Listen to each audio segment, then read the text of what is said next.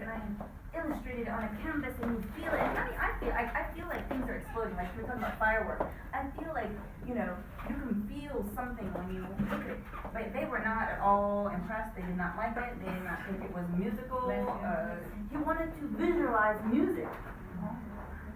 And so they poo-pooed it, and they said it was no good.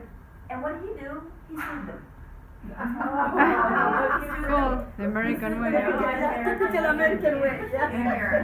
Yeah. He sued John Ruskin, and he won, but he won the case, but he was forced to pay all the court fees.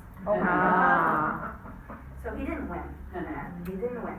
He was punished, and I think the judge thought it was very tongue-in-cheek funny.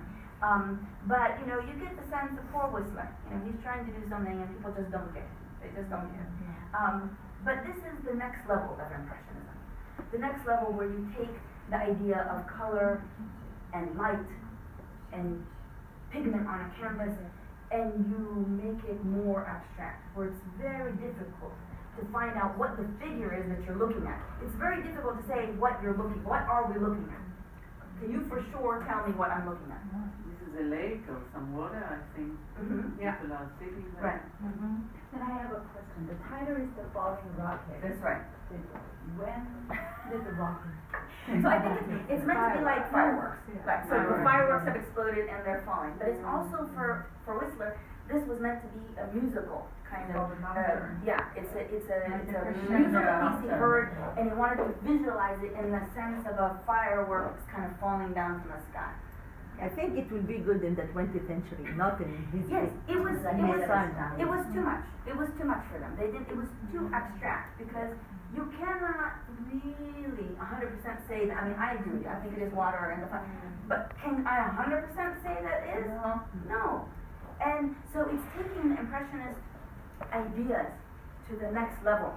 And the Impressionist ideas are very, very relevant, because they do affect so much of today's modern art. But this one, he went too far for his time, and they couldn't accept it.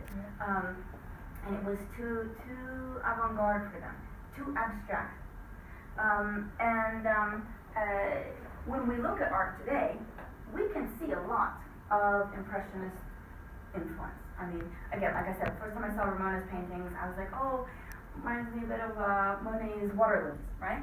Well, why do I say that? Because this is Monet's water lilies. And this is one that's a little bit orangier. A lot of them are bluer and paler, violet, etc.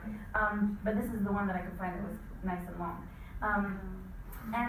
Monet spent the last part of his life painting over and over and over again these water lilies at Giverny. He has over 250 canvases. And if you go to the Orangerie, you can see them huge, massive. The entire room is filled with them. They're huge canvases. They're not small.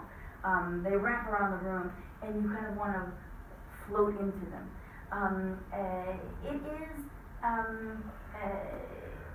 It was his desire to try and capture the images at different times of the day, and different light, different weather conditions, and to really capture the visual, not necessarily the actual.